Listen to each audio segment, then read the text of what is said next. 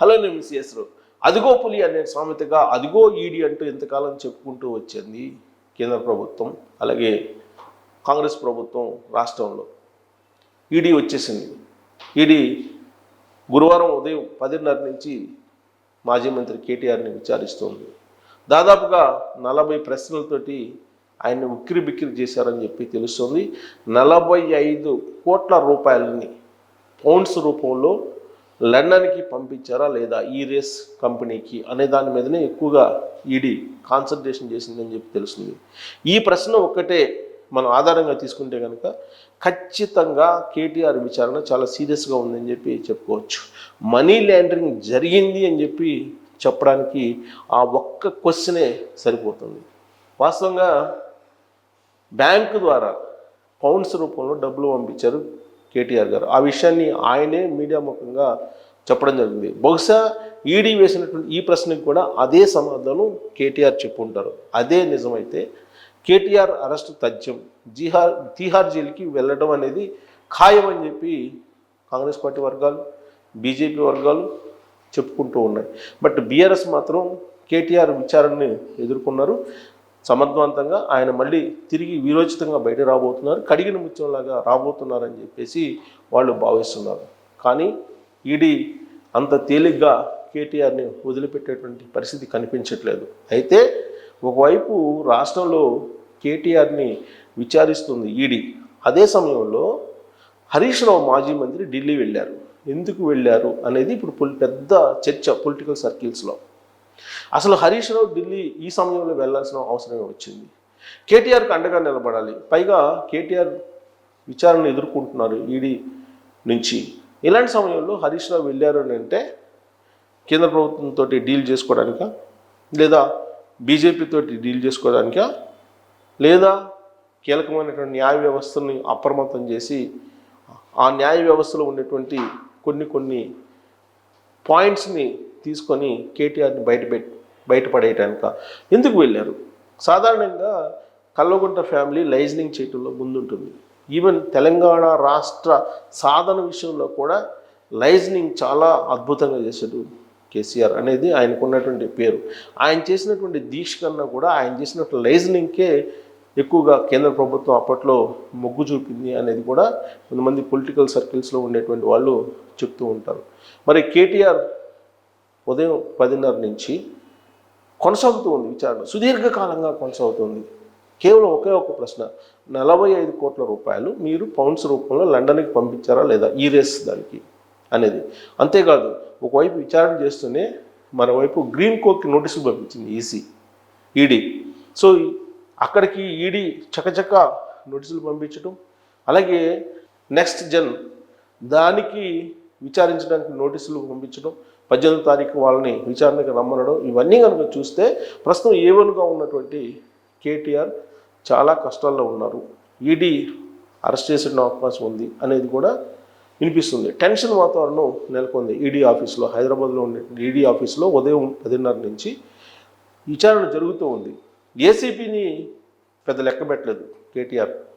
ACB అధికారులు అడుగుతున్నటువంటి ప్రశ్నలకు ఆయన తికమక ప్రశ్నలు ఈయనే వేయడం జరిగింది. ఏసీబీ అధికారులనే ఈయన విచారణ చేశాడేమో అని చెప్పి అనిపిస్తుంది. ఆయన మీడియా ముందుకు వచ్చి మాట్లాడినటువంటి తీరు చూస్తే కనుక అసలు అవినీతే లేని చోట అవినీతి జరిగిందని మీరు ఎలా అంటారు అని అంటున్నారు. డబ్బులు పంపించిన మాట వాస్తవమే, ఆ డబ్బులు ఆ కంపెనీకి చేరినాయి. మరి ఆ కంపెనీకి చేరినప్పుడు ఇంకా అవినీతి ఎక్కడ ఉంది అని చెప్పి ప్రశ్నిస్తూ ఉంటారు కేటీఆర్. అదే మీడియా ముఖంగా కూడా ప్రశ్నించారు. ఏసీబీ ప్రశ్నించినప్పుడు కూడా ఇలాంటి ప్రశ్నలు వేశారు. కానీ ఈడీ అలా కాదు. ఈడీ దగ్గర ఓవర్ యాక్షన్ చేస్తే ఇమీడియట్గా చర్యలు తీసుకునే అవకాశం ఉంది. కవిత లిక్కర్ స్కామ్ను మనం గుర్తు చేసుకుంటే కనుక ఆ రోజున కవితను అరెస్ట్ చేయడానికి వచ్చినప్పుడు కేటీఆర్ చేసినటువంటి ఓవర్ యాక్షన్ అప్పట్లో వైరల్ అయింది. ఆయన ఈడీ అధికారులని అరెస్ట్ చేయకుండా అడ్డుకునేటువంటి ప్రయత్నం అప్పట్లో చేశారు. ఆయన రకరకాలుగా ఇబ్బంది పెట్టారు ఈడీ అధికారిని. ఆ ఈడీ అధికారి ఇప్పుడు కేటీఆర్ అంత చూడాలి, కేటీఆర్ విచారణను ఎంత వేగంగా చేస్తూ ఉన్నారంటే ఆ ఈడీ అధికారులు ఢిల్లీ నుంచి వచ్చినటువంటి వాళ్ళు ఆ రోజు జరిగినటువంటి సంఘటన బహుశా గుర్తుపెట్టుకున్నారేమో తెలియదు. కవితను అరెస్ట్ చేయడానికి ఢిల్లీ నుంచి అధికారులు వస్తే మీరు ఎవరు పర్మిషన్ లేకుండా ఇంట్లోకి ఎందుకు వస్తారని చెప్పేసి నిలదీశారు కేటీఆర్. ఈడీ అధికారులనే క్వశ్చన్ చేస్తూ నోటీసులు పంపిస్తాను, మీకు న్యాయపరంగా మిమ్మల్ని అరెస్ట్ చేయిస్తారనేటువంటి వ్యాఖ్యలు కూడా చేశారు కేటీఆర్. బహుశా ఈడీ అధికారులు అప్పుడే కేటీఆర్ గురించి ఎంక్వైరీ చేసి ఉండవచ్చు. ఎందుకంటే ఈడీ అనేది అత్యున్నతమైనటువంటి దర్యాప్తు సంస్థ భారతదేశంలో. ఈడీకి ప్రత్యేకమైనటువంటి చట్టం నిబంధనలు ఉన్నాయి. నిబంధనల ప్రకారం పిఎంఎల్ చట్టం ప్రకారం ఎవరైతే నేరారోపణ ఎదుర్కొంటున్నారో వాళ్ళే అది నేరం కాదు లేదంటే అవినీతి కాదు అని నిరూపించుకోవాలి. ఆ పిఎంఎల్ఏ చట్టం ప్రకారం సిబిఐ వేరు, ఏసీబీ వేరు, ఈడీ వేరు, మూడు రకాలుగా వాళ్ళకి విధులు ఉంటాయి. కానీ ఈడీ అనేది చాలా పవర్ఫుల్. అందుకే లిక్కర్ స్కామ్లో ఉన్నటువంటి కవితను తీసుకెళ్ళి తీహార్ జైల్లో ఉంచారు. ఇప్పుడు కేటీఆర్ వంతు వచ్చింది. కేటీఆర్ మీద మనీ లాండరింగ్ సంబంధించినటువంటి అంశం ఉంది. అడ్వకేట్స్ చెప్పేదాని ప్రకారం కేటీఆర్ మనీ లాండరింగ్ చేశారు, విదేశాలకు అనధికారికంగా డబ్బులు పంపించారు, ఒక మంత్రి హోదాలో ఉంటూ ఆయన చట్టాన్ని ధిక్కరించారు, నిబంధనల్ని ధిక్కరించారు అనేటువంటి విషయాన్ని చెప్తున్నారు. కరెక్ట్గా ఆ పాయింట్ దగ్గరే కేటీఆర్ని అరెస్ట్ చేసే అవకాశం ఉంది మనీ లాండరింగ్ కేసులో. ఇది చాలా పెద్ద కేసు. కేటీఆర్ని ఎవ్వరూ తప్పించలేరు అని చెప్తున్నారు. రాష్ట్ర ప్రభుత్వం ఏసీబీ ఆధ్వర్యంలో ఉంటుంది. ఏసీబీ ఆధ్వర్యంలో జరిగినటువంటి విచారణ ఏసీబీ రాష్ట్ర ప్రభుత్వ ఆధీనంలో ఉంటుంది. ఆ ఏసీబీ చేసినటువంటి విచారణని చాలా సునాయాసంగా కేటీఆర్ ఎదుర్కొన్నారు, అవలేలుగా ఎదుర్కొన్నారు. అక్కడ ఉన్నటువంటి ఏసీబీ అధికారులని ఒక రకంగా బెదిరించారు. లాయర్ లేకుండా నన్ను రమ్మంటే ఏంటి అని చెప్పి ఆయన ఏసీబీ అధికారుల మీదనే రివర్స్ అయినటువంటి సందర్భాన్ని మనం చూసాం. ఆ తర్వాత లాయర్ తోటి వెళ్ళి ఆయన విచారణను ఫేస్ చేశారు. కానీ ఈడీ దగ్గర అవన్నీ చల్లలేదు. ఈడీ దగ్గర కూడా ఏసీబీ లాగా నాకు లాయర్ కావాలన్నారు.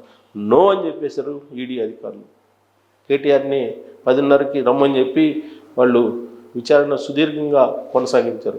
వాళ్ళు అడిగినటువంటి ప్రతి ప్రశ్నకు సమాధానం చెప్పాల్సినటువంటి పరిస్థితి కేటీఆర్కి ఏర్పడింది. అదే ఏసీబీ అధికారులను అయితే ఈయనే ఎదురు ప్రశ్నించి వాళ్ళని తికమక పెట్టారు.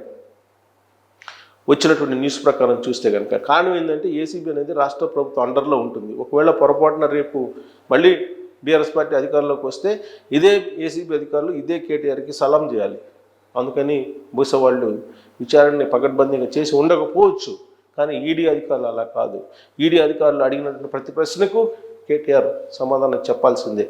చాలా క్లియర్గా అరవింద్ చెప్తూ ఉన్నారు, వాంగ్మూలం ఇచ్చారు. బిఎల్ఎన్ రెడ్డి హెచ్ఎండిఏ అధికారి అతను చెప్తూ ఉన్నారు. కేటీఆర్ కూడా నేనే చెప్పాను అంటున్నారు. సో ఇవన్నీ కనుక చూస్తే కేటీఆర్ అడ్డంగా బుక్ అయిపోయారు. అరెస్టు అనేది అనివార్యం, తప్పదు అని చెప్పి తెలుస్తూ ఉంది.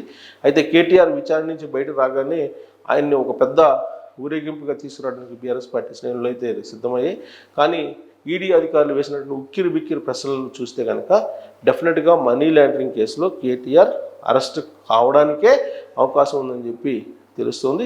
మరి కేటీఆర్ని విచారించినటువంటి తీరును కనుక చూస్తే మీకేమనిపిస్తుంది అనేది ట్రోల్స్ రూపంలో మీ అభిప్రాయాన్ని తెలియజేయచ్చు. Thank you very much.